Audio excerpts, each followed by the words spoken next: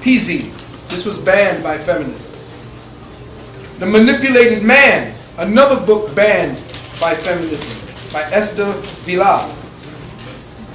Abused Men, by Philip W. Cook. The Myth of Male Power, Warren Farrell. The Decline of Males, by Lionel Tiger. When She Was Bad, Women and the Myth of Innocence, by Patricia Pearson.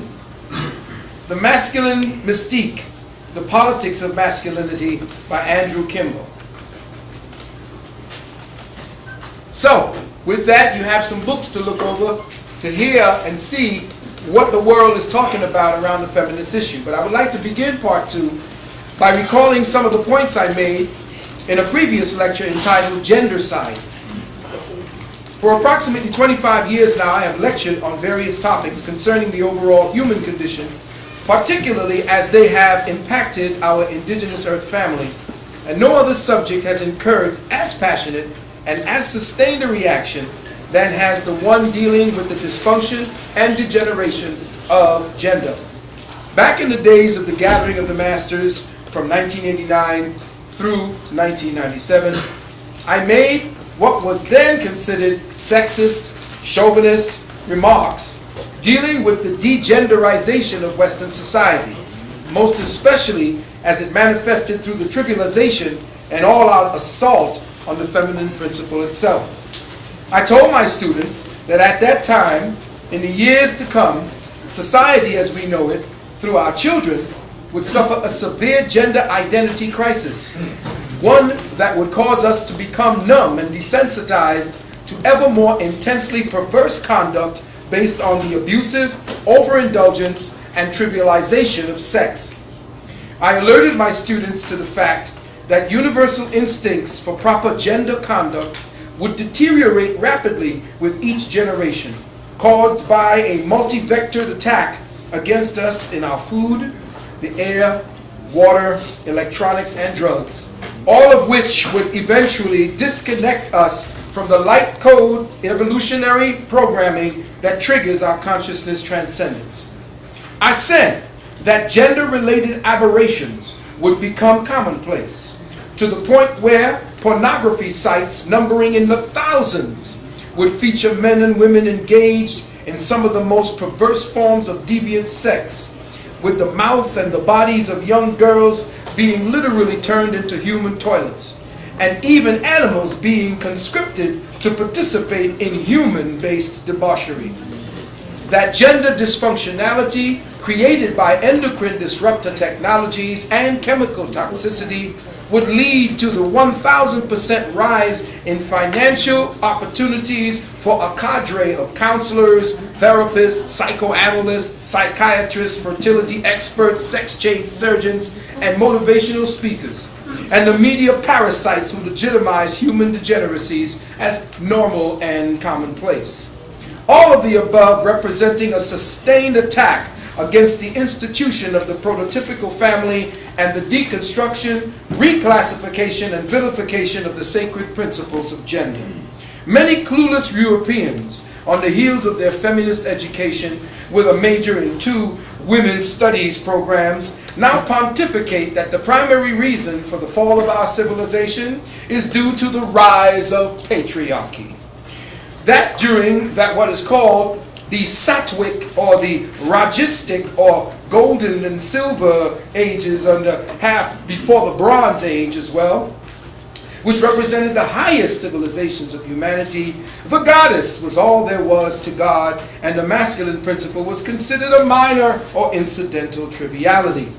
Whereupon, with the coming of the Tamasic or the Iron Age and the rise of the patriarchy, everything turned to shit. Now, unfortunately, black people of the so-called grassroots conscious community, in their search for self-identity with their ancestral legacies, have inadvertently adopted many of the European feminist viewpoints concerning the genderization of Godhead, culture, and society. A lot of our conscious sisters, and in many cases our conscious brothers too, are reading the works of European feminized authors, who studied through the polluted filters of a feminist education and adopted the perceptual interpretations of whites concerning the cultural behaviorisms of our ancestors. We look at ourselves and our legacies through the historical lens of a biorecessive, pineally calcified humanoid who has misinterpreted or in fact purposely omitted the true meanings of African and indigenous gender relationships, not realizing that it was the equilibrium of the masculine and feminine forces that gave rise to what they now define as a matriarchy. Books like When God Was a Woman by Marlon Stone have become the staple read for the black feminist conscious woman. Stone writes magnificent words of the time when humanity was allegedly run by a feminist conceptualization of time and space.